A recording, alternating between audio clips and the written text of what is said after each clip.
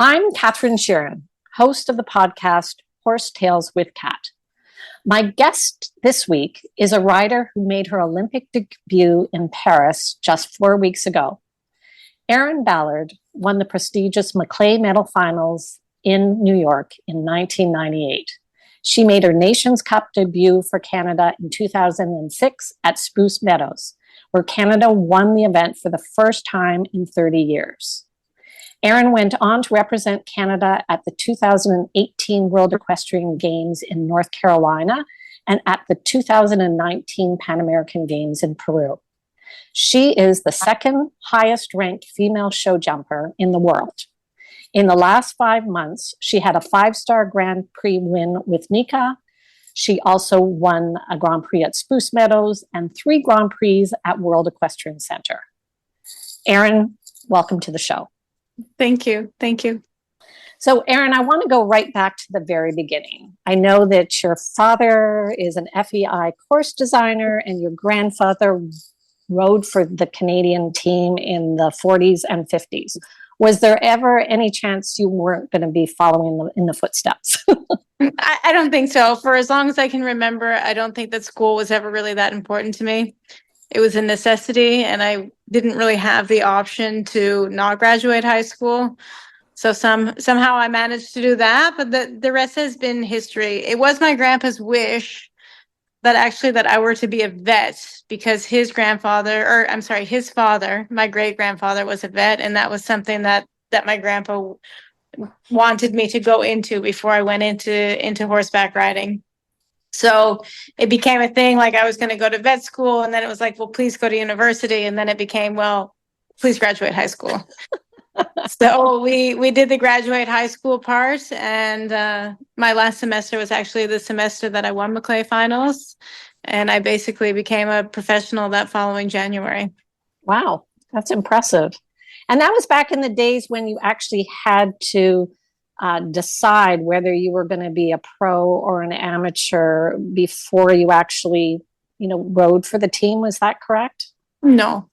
Okay. No, I mean, I didn't ride for the team till I was 25. So it was at that time too, I think that you went more through the stages. Like when you were a junior, you rode as a junior. When you were a young rider, you rode as a young rider. You could be a professional and a young rider because it was 21 and under. But you didn't see back then so many juniors jumping in 3- and 4-star competitions. And we didn't have U25. We had basically the young riders to 21, and that was it. That started your international career. And the FEI has become more complex and more diverse and more accessible all at the same time to every single level. And it keeps growing. But back in the early 2000s, it wasn't really. Okay. So who was your first Grand Prix mount? Probably my first junior jumper was Passage West, who was an international horse for Torchy Miller. Oh, and I'm sure I did a national Grand Prix on him, but he was my first real high junior jumper. And my first team horse was Robin van Roosendale. And was that the one that you rode for the Nations Cup team in 2006? Yeah. Okay. Yeah. And then fast forward, I know in 2013, you had a really bad fall that potentially could have been career ending. And I'd like you to maybe share a little bit about what happened there, because I find it interesting that most of the female riders I've spoken with have all had really major falls that could have ended their career. And yet all of you have had the determination and the will to just, you know what? That's not stopping me. I'm just going to move forward. I mean, I don't think that actually that's specific to female riders. McLean Ward has had a serious injury, leg injury. Kent Farrington has had a leg injury. Maybe at the time it was like a very bad fall and it was a significant injury. And with that, there could have been career-ending potential, I guess, because I had some paralysis in my arm. But in my brain, it wasn't ever really. And time is so funny how it changes things. At the time, it was definitely the worst thing that ever happened to me. And now, however many years later, it was just something that happened to me. So I think I'm lucky for that. I still do extensive physiotherapy and a lot of like self-care to make sure that the injury doesn't ever bother me. And I very much believe in, you see any rider that didn't take care of themselves get to be where my age is now and become in pain every single day. And that is something that I don't want to be in. So I'm very aware of my own body and my own strength. And if you get injured, you take the time to heal it properly. There is a lot of pressure with an injury to hurry back because you might miss a class, you might lose a horse, you might lose a job, you might lose a status, whether it be your world ranking or whatever the things that you ride for every single day. But in the long run, like I said, time is crazy. What feels like the most amount of time, actually, in the end, it's not. And the most important thing is to make sure you stay physically strong and fit and you keep your balance and that you're not riding in pain every single day. And I'm very thankful for that. And so, what are some of the disciplines you use outside of riding to stay so fit and healthy and strong? I use the Peloton app a lot. Basically, that's what I use is the Peloton app. It has great meditation. It has super yoga. It has stretching exercises. It has cardio. So yes, the Peloton will have a Peloton bike and they have a Peloton tread, but you don't actually need to have the machines to use the app. And it's quite interactive. And I take a yoga mat with me wherever I go. I look like the bag lady walking around the airport with my carry-on and my knapsack and my yoga mat. But honestly, it's one of the most important pieces of equipment that I bring with me because I can use it anywhere. And I think that it's important and I think that it's significant.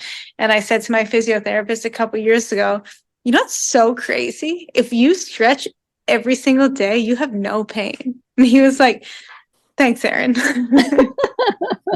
You are quite right. I know that's part of my regimen every day as well. And I feel like if I didn't do it, I wouldn't be able to move. Yeah. So I get that. So I also wanted to shift gears a little bit here because one of the things I've really admired about you over the years is you are, in my mind anyway, one of the few riders at your level that is exceptional at catch riding. And it's almost like you've built your career on that. You know, that you seem to be able to jump in on a mount and create a partnership, what appears to be quite seamlessly. And that's quite a gift. So where does that come from? I think probably from practice. I mean, I catch rode ponies when I was 11 years old. So my whole career, like you said, has been based on catch riding and different horses. And I've had so much opportunity. My equitation horses were not always a catch ride, but the horse I rode at Maclay finals was not a horse that I had ridden very often. I got him in September and I rode him September through October. And our career was very successful and very short-lived. And you can say that about a lot of the horses that I have. And being a dealing rider for Alon, I think that's something that is important to him too. He can put me on pretty much any horse at any time, and we can sell it, we can keep it, we can have success on it, we can ride it for other people. It's sort of how he's worked his dealing business and how I've worked my career. And now, 8 years later, we're really seeing the benefits and the payoffs and the reward from him being able to source so many horses and me being able to ride so many horses. But since I was 11 years old, I've been catch riding. Yeah, and I would say you must bring some special skills to the table to be able to do that. Like how do you create a relationship with the horse when you are, meeting them and quickly having to take them to the ring? I mean, I keep a box of sugar in my knapsack. And it's just a feeling and a confidence that I have because many riders that have good feeling can also do it, but it doesn't necessarily mean that they have the confidence or the desire to. When you talk about partnerships, when they talked about King Edward and Hendrik having 80 160 classes, and I walked into the Olympics with 3 160 classes before I got to the Olympics. But it comes from a confidence and it comes from a belief in my program and my system and also from the horses. But many times I'll give a horse a piece of sugar and I'll be like, hi, my name is Erynn. I'll be your rider for the day. And I give them a pet. And Alon has said to many of the kids in the barn, you know, riding different horses is just like riding a bicycle. You kick and pull the same way. For sure, you have to feel what's underneath you. Some like a little more pull and some like a little less kick. And when I was quite young, my dad said to me, every single time you get on a horse, you have to make this horse believe that it's the best horse you've ever ridden. And horses thrive from that. So if I get on it and I feel it for a second and I have an understanding for its balance and its canter through my balance and my confidence, that horse believes that I believe in it. And that's why horses are always giving me their best. And where do you feel that confidence comes from? Because that's something I just recently met with John Haim, a performance coach, and we were talking about confidence as a rider, and you know that has such a big impact on how you do day to day. So where do you feel your confidence comes from? I think I'm not really sure because I don't know. Just the belief that I know that I can make a horse understand me and I can understand a horse and we can come together and do something. Like I feel like I have an ability to work with horses. Very rarely am I ever against them. And I have like many things when I'm teaching or if I'm giving a clinic that I think about, and I think that body type is important. That gives you your balance. Long legs, long arms, short upper body, which is how I'm built, puts you in the best balance in a horse. When you have long arms, you're never against their mouth. You're never against their balance. And horses are more confident if you're not pulling on them. I've got long legs and my position is quite strong, so I'm never too heavy on a horse. I don't have to use my seat. I actually have to use very little physical strength to ride. That's just my style. That's really interesting because that was a question that somebody had asked me recently to ask of a rider, and particularly a female rider. Did they feel that there was a difference in the type of horses they could ride because they didn't necessarily have the physical strength that a male rider had? But it sounds like for you, that's really not an issue. No, I think that if you compare, like sometimes if you look at the best and the strongest male riders, they're in mass, they're 2 times me. They can probably make a horse turn faster. They can push a horse across a back pole. Like if they get deep, they have the physical strength to help that horse a little bit more. But at the same time, my timing and my softness and my belief in the horse that I'm riding also gives me an edge that maybe they don't. And that's why our sport is so diverse. But I would say I am not a physical rider, but I'm very strong as far as my balance and my core. For a strong female rider, I'm quite strong at my position. So it sounds to me like you really make a connection on a very intimate level with a horse. I mean, I think there's not always a ton of attachment because so many come and go. I'm very emotionally attached to the ones that I ride, but I don't know if that means when I'm riding them, if that emotion is more significant on a horse that I've ridden 300 times versus a horse that I've ridden 3 times. Right. I think that they understand me and they believe in me and I believe in them. But I think that's the same across the board, whether I've ridden them a lot or not a lot. So I think you're very humble, but I think it's a gift. You know, I think the fact that you can achieve this with the horse that you've ridden a few times or a few hundred times is unique in the sport. So that's just my observation. So yeah, I'd like to explore that more with other riders because, as I say, I don't feel like everybody's been able to achieve what you can achieve, and I think you've worked very hard. You know, there's no question that you've put the time in, but I still think there's a bit of a gift in you that maybe you don't know that you have. I mean, I also think it's my job. What if I was bad at it? I wouldn't have this job. So fair enough. Yeah. So let's go back to, I know back in 2016, I like to think of it as you were knocking at the door of the Olympic team. And then the horse you were riding at the time, Apikara, was sold to an Argentinian rider who did go on to take that horse to the Olympics. And at the time, I thought you were very gracious in acknowledging that you felt that this horse had changed the trajectory of your career. Why did you feel that? And how did it feel at that point, knowing that, yeah, you potentially could have been going off to the Olympics to have to give up that ride? I mean, it's not the horse changed my life because after Robin, and I think his career was over. I mean, we retired him when I got hurt. When did we say that was? 2013. Mm-hmm. But the strongest years he had were those Nations Cup years, 2007, 2006. And like anything in this sport, it's all a matter of what you sit on. When I didn't have him at the highest level anymore, it was okay because I could ride hunters and I could have a business. And I did all of that. I rode the hunters. We had a very strong business in Ontario.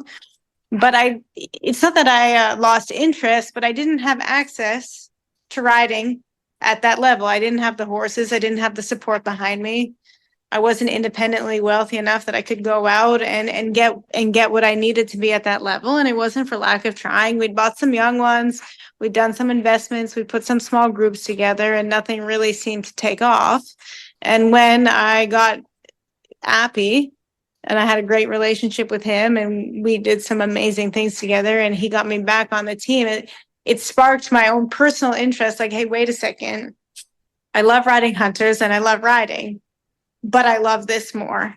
And, let's see where we can go with that. And without that horse, who knows if there would have been another horse along the way to give me that opportunity. So certainly from that till now, he was a major influence in getting that ball rolling, wearing the red coat again and being like, we've got to get more serious about this because this is actually what I want to do and where I want to be. And now probably I have a little bit bigger perspective of it because more horses that I ride get sold. I was devastated when the horse got sold, but not necessarily because of the Olympics, but more because that was like a huge loss. And if I lost that horse and nothing followed behind him, was I going to get to this point? But it's been pretty much straightforward and uphill since then. And I'll be the first to say that any horse that I ride that gets sold, I am that horse's biggest cheerleader and its biggest fan. And I think that it is great that horses go so well for me for all of the obvious reasons, for opportunity, for success, and for the business. But I'm equally as proud and excited when that horse that I rode goes to somebody else and they feel the same thing that I did. Right. That they go on to have great success. It means that you sort of set them up for something really good in their future. Yeah, and I think that it's not in my personality. I would never want to see anybody fail, I guess. I mean, maybe that sounds like I don't want that. I want people to have success and joy and feel like they're moving up and feel like this horse is the best horse that they've ever ridden and have a great partnership with them. I think that's important. I think I see so much of the best stuff of riding and I focus on the best stuff that I want everybody to feel that and understand it and enjoy the horses the same way that I do. Wow, I think that's a lovely sentiment to have. So how did you connect with Erynn Ballard? That started, was that back in 2017 that you started a sort of a partnership with him? In the winter of 2017, he connected me with Debbie Dolan Sweeney. She had a horse that they wanted to, not to develop, it had come back from an injury and they sort of wanted to campaign it and see where they got. And it was a small horse. And Erynn had said to me, and to Debbie and to Fiona, I think that Erynn will do the best job with Belladonna. So that horse actually came to my farm in Toronto. And I worked back and forth with Erynn on the phone. And we showed that horse in Toronto that winter at the Royal. And Erynn actually came, kind of helped me in the warm-up ring with the horse. And he said, next winter in Florida, there might be a couple horses that I'd like you to sit on. Maybe you can essentially do some catch riding for me. And the rest is history. I was only a catch rider until COVID. And then when COVID came, and I ended up back in Florida June 1st. It was like, well, I can't go back to Canada because every time I go back, I have to do quarantine for 2 weeks. And sort of at the end of that summer, he's like, I think that I need to put you on payroll. I think that that's fair, given that you're here full time. And we've just gone straight forward from there. But for the first 2 years, so for 2018 and 2019, I commuted back and forth between Toronto and his stable. So even when we did try on the World Championships and when we did Lima, I was just commuting back and forth and meeting the horses at the horse show. Wow. And then come 2020, I haven't left. So how does that partnership work day to day? From I think what I read about you, my understanding is that Elon does a lot of flatting of the horses, and a lot of times it appears that you're literally stepping onto them in the warm-up ring and then going into the ring. So maybe walk me through how that all works. It's our system, and it's his system with me, and it's his system with the kids that ride for us. And it's not conventional, but it works. And I'm like a big believer. I have this saying that I wear lawn furter socks every single day of my life, because every single morning when I get dressed up and I put those socks on, it is me believing in my team, my horse, my program, everything. So I believe that he has my best interest. I believe that he wants the best from me, and he wants the best from the horses. And in his system, he sets them up. He does the homeschooling. He does basically all the basic training. When we're at home, I do some fitness and I do some trail riding. I mean, I'm still riding 8 horses a day because there's too many for him to do all in one day, but kind of day by day, he picks the horses that he believes are the most important for him. And I'll ride my group, and I'll ride the customer horses, and I'll ride the young horses, and we sort of do a rotation of it. But he is the horse trainer, and I'm the horse rider at the show. And sometimes when he asks me to do it, I'm like, are you sure? I'd feel way more comfortable if you did this for me. And it's our system, and it works, and I believe in it. And I think that that's true of everybody. Our system works because we believe in it. And it works for our horses, and it works for us, and the results prove. There's not many people that do what we do across the board, whether it's with horses we sell, like the junior young riders this year, or the youth championships. A high percentage of horses have come from us. Maybe there's some that I didn't ride, maybe there's some that I did ride. But when you look on paper, the amount of horses that we've developed and sold from our system is exceptional. And you have to believe in it. I give all the kids socks for Christmas because I want them to feel the same way. If you start to think, maybe Alon shouldn't ride the horse, maybe he should be giving me a lesson on the horse. Everybody gets lessons for sure, but when it comes down to the most important class and you're working backwards, he has the most control over the horse as far as the schooling and the preparation. And I believe that it's the best thing for us, and I believe that it's the best thing for our students, and I believe that it's the best thing for our horses. And for any program to be successful, you have to believe. Yeah, I think 100%. I was just curious about how it worked day to day, but I mean, your success is clearly an indicator that this program is working. I just wondered sort of how it all, I guess, rolled out every day and where it came from. I mean, we have, I think, probably 60 horses in the program, give or take. So it's not just the two of us. The owners ride their horses plenty, and there's 3 other girls that do flat riding and some working students, because it's the only way that you can keep it going. But certainly he gets the most amount of horses, I get the second most amount of horses, and then the rest we split equally, and the board gets done. We're all morning people.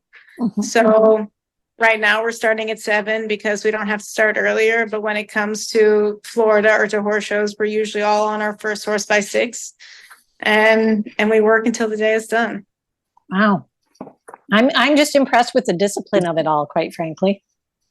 Yeah, and I think anybody that you talk to that's riding at this level, they're going to say that there's more hours in than there are out.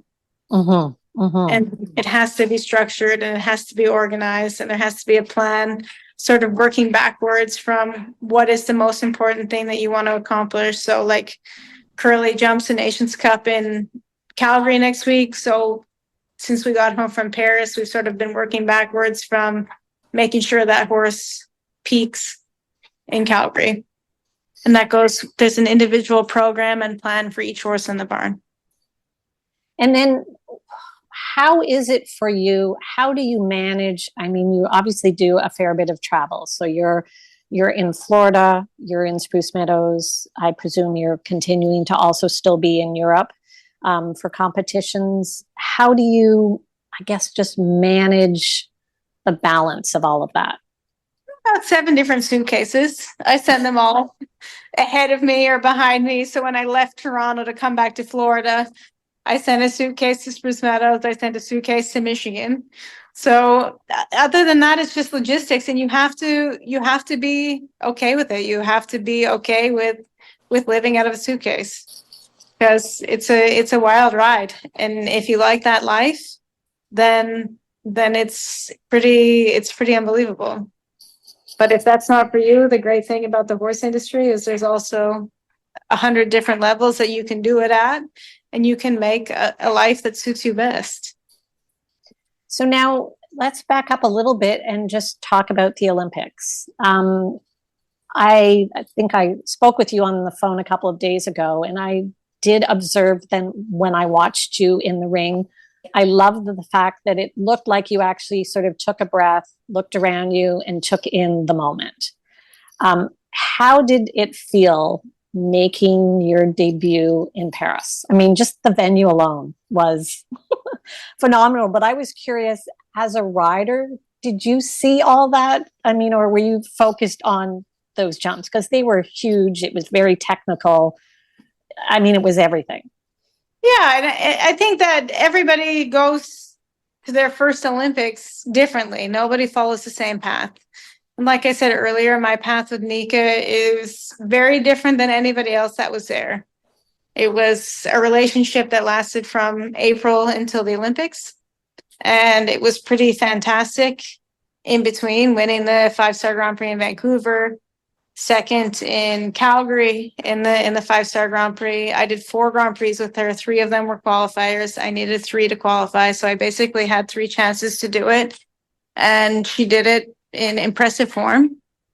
And I think that when I rode those 2 rounds, I always try to pet them before I start, thank them, and be like, hey, I'm Erynn, I'm your rider. Like, let's go do this. But I have so many pictures of so many different horses that the photographers have gotten that moment where before I get the tone, it's just my horse and I out there. And I give them a pat and I say, thank you and good luck. And let's go do this. And Nika, for as much as it was a partnership for me to understand her in a short period of time, she had to understand me too. And it's an exceptional horse. I haven't met too many horses like her. I think that she is incredible in every single way. And I think that in those moments and every moment that I got to be with her, she gave me everything. It was like a partnership that some people don't experience after years. It was just a cool animal. And the thing that was different about the Olympics is you don't realize until you're there that you're not just riding for yourself. And it's not even, and you're not just riding for yourself, and it's not that you're just riding for your country as well in the team. The Olympics, the world looks at differently. So for sure, when you sit in the stands and you look at the ring, it's the same as another horse show. As Aachen, as Dinard, as Spruce Meadows, as Palm Beach, as any big shows that you go to, Denmark, Lima, any other championships. You sit there in the stands and you learn your course and you walk your course and you watch the other horses jump if you have the opportunity to go late enough in the round, and then you go and do your thing. But I didn't realize until, especially after that first round, how many people I was riding for that weren't myself, weren't my teammates, weren't my trainers, weren't my owners. I was riding for Canada, the country of Canada, and every horse fan in Canada, and my fans and my supporters across the world. I've won Grand Prix, I've won Nations Cups, and I haven't had the same amount of emotion as having those 2 rounds at the Olympics. And that's something that you can't describe. It's a feeling that if I get in LA, it'll be very cool to have that again. But if I don't go to LA, I'll never have that same feeling again being in the ring as I did at the Olympics. Wow.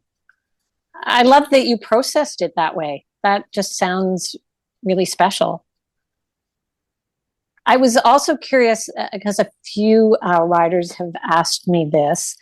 When you walk in the ring and you see the jumps at that height and that width and that technicality, is there any part of you, even for a moment, doubting that you're ready? Is there any kind of fear in your head?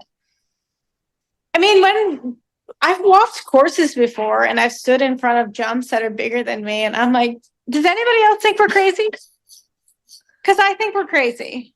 Because I'm about to get on a horse and ask it to go and jump these fences that are bigger than me.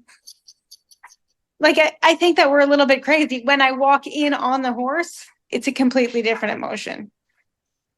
Especially a horse like Nika or Curly, or a horse that can jump that big is already in a league of its own.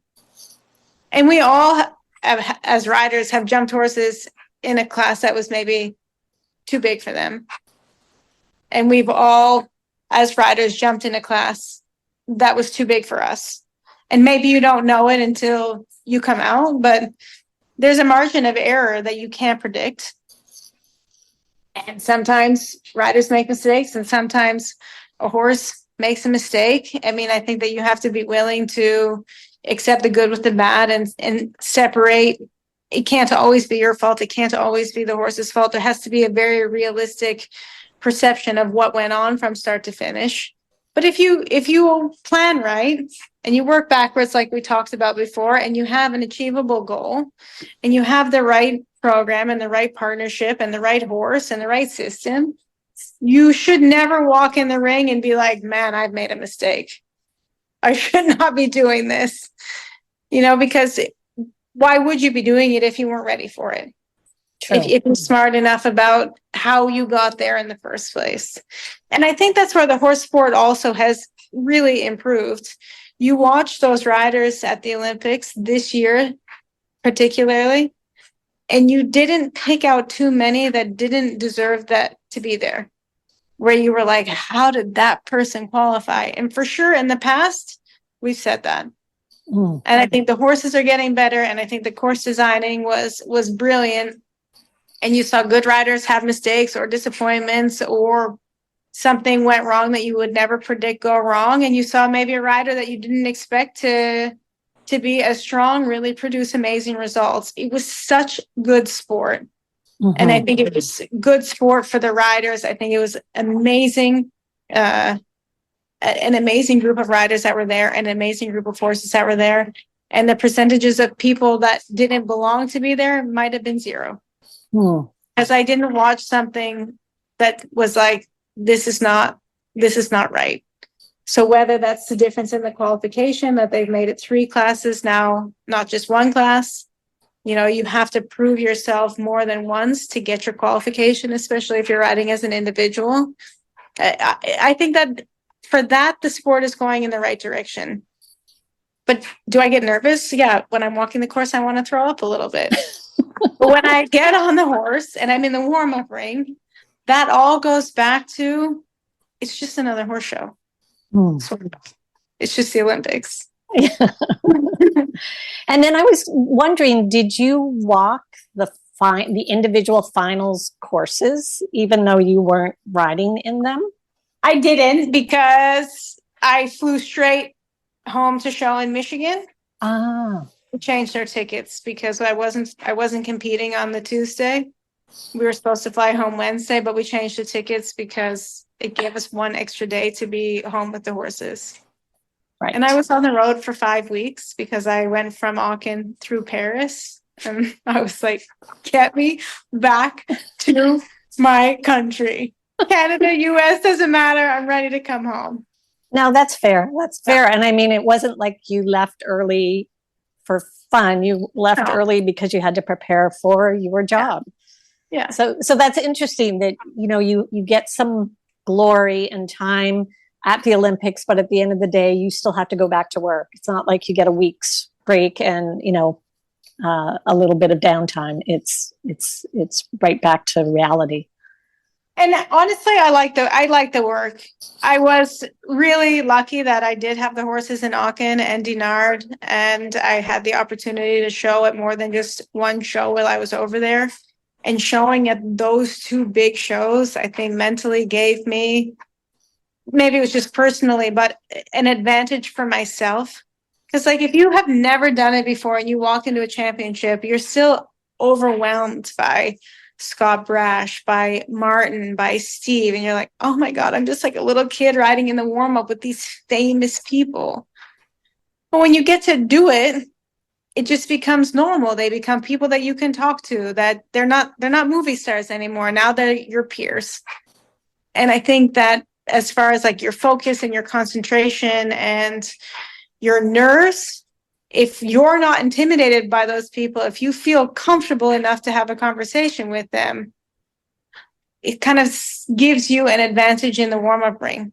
That you're not, oh, I'm sorry, am I in your way? Oh my goodness, you're not shy anymore. And you're like, wait a second, I'm riding with these guys. I'm as good as they are. Yeah, it's like you deserve to be there, and that's why you're there. Yeah.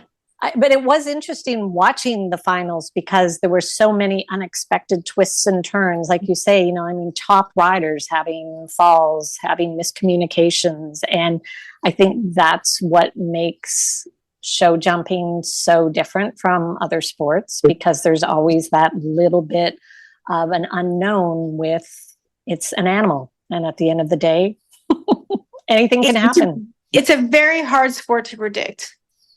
You can predict kind of like your top 10, and maybe you're going to have 8 out of your 10 correct, but it's very hard to predict your winner. Because it's a matter of millimeters. The difference between one down and a clear is a matter of millimeters. Your horse jumped a little bit low, or you got a little bit deep, or you got a little bit long. We're not talking feet. Millimeters and seconds. It's an interesting sport. So I was curious, because I know you mentioned that you rode Nika at the Olympics, and now she's no longer your ride. So where has she gone on to? So the Rain family supports a French rider called Nina Malave. And she's an amazing rider, and they own the Rome Gladiators, which is a global team. And they wanted their horse, rightfully so, in their barn and in their program. And I was able to go into their barn and their program before the Olympics to make it work. But I have my job and my life and my horses and my team, and they have their job and their farm and their riders and their team. And we had an ultimate goal together to get to the Olympics, and it was achieved, and they were great supporters along the way and super to work with. And they chose to use the horse for themselves, for Nina and for Global, which I'm going to be her number one fan, cheering for her at all the shows. Absolutely. I have no doubt, based on what you've told me about how you feel about the mounts that you've ridden. So what's on the horizon for you? What's the next dream? Now I think that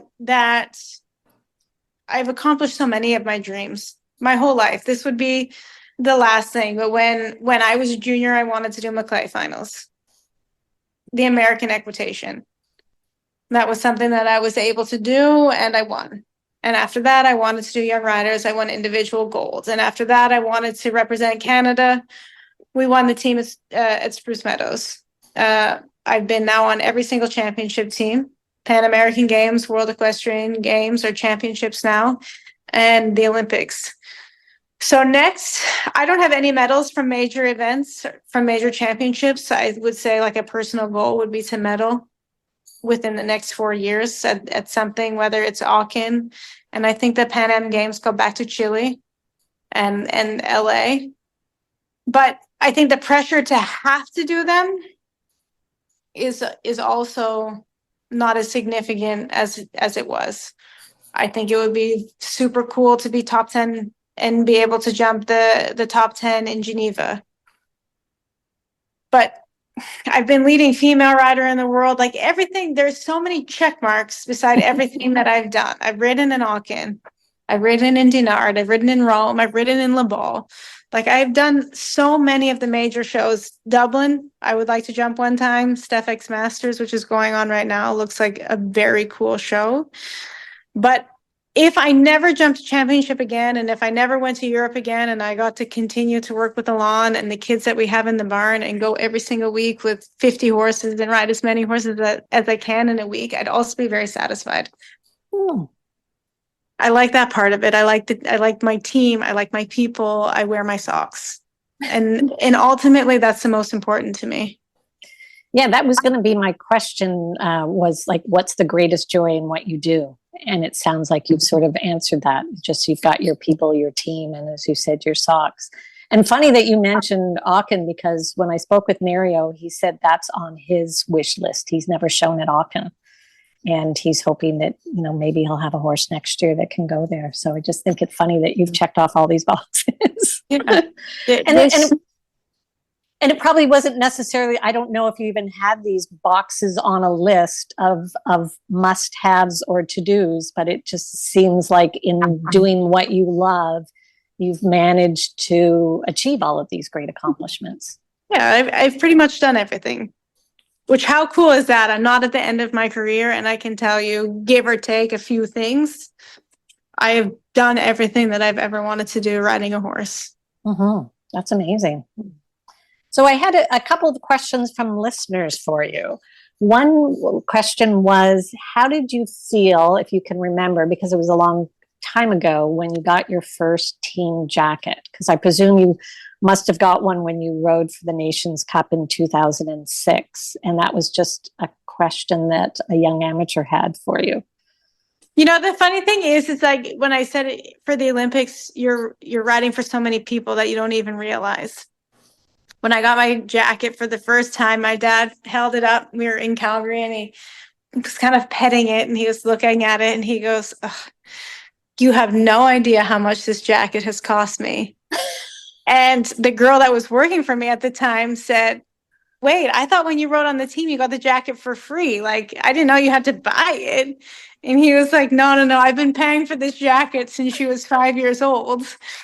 So it's, again, when you wear the jacket, when you hear the national anthem being played because you've won something for your country, those are emotions that are sort of hard to fit into words. And sometimes it is the biggest goal at the time of your career, and it's the biggest check mark at the time of your career that you're like, whew, did it. You lose perspective of actually how important it really is and actually how much it took to get there, because you don't just get there. Like my dad said, he was paying for that jacket since I was 5 years old. And I think that that's important to realize how much it takes going in. And you do have to appreciate and recognize how important it is that you were able to do it. Mm-hmm. Mm-hmm. And I was going to ask you, did it feel different wearing the team jacket at the Olympics versus that First Nations Cup? And I think you already answered that by just saying that was the first time you really recognized that you were riding for so many people more than you had ever expected or realized. Yeah. And then I think you told me that you went to the opening ceremonies. So you were on those boats that we all saw. Soaking wet and freezing cold. But because we don't stay in the village, it was really fun to go to the village. So we got our accreditation at the village, and we walked through the village, and we went to the Canada House, and we went with all the other athletes to the boat. And we went to like the food hall. So that was an experience that I'm glad I did. That is more, I think, the Olympic spirit than staying in Versailles and staying out of the village and basically going to the horse show every single day. So we met some of the Canadian golfers, some judo players, some tennis players, and Tiffany and I were together. It's Tiffany, we all did it. Tiffany, Amy, Mario, two of the dressage girls. So we went as a pretty big group. But when we were sitting in the boat talking to the golfers, and Tiffany and I were like, well, we're the best two female riders in the entire world. When you can tell somebody that you are the best in the entire world, that is very understandable to somebody that has never sat on a horse. They don't know the sport, they don't know anything, but when you get to tell them that they're the best in the world, you're like, wow, you guys must be good at this. And what an achievement that is for two girls from Canada. Yeah. Yeah. I love that. And Yeah. I was thinking, I didn't even realize until recently when I spoke with Mario that the show jumping riders didn't stay in the village, that, you were always near the horse venue. And I thought, yeah, how special that you did this, because I imagine so many riders before you have missed out on that Olympic connection with all the other athletes. And I think it sounds like you had impact from doing that in a positive way. Certainly to experience it. Laura Crowd said that the boats, she didn't do Paris, but she did London. She said that the boats she felt took away a little bit from that interaction with athletes of the world. We got to interact with athletes from Canada, but we didn't get to interact with any of the athletes from the world other than when we were in the village doing some pin training, pin trading. Yeah, I've got a lot.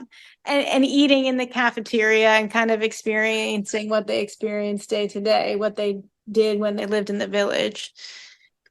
So I think that was pretty cool. And were there any athletes you met that it was kind of, wow, this is somebody I've heard about? And I mean, obviously, as riders, I feel like we often sort of live in almost like a circus world where we don't see everything else going on. But I just wondered, were there any athletes from any other sports that you met or, came across that it was kind of like, oh, that's kind of cool to have met them?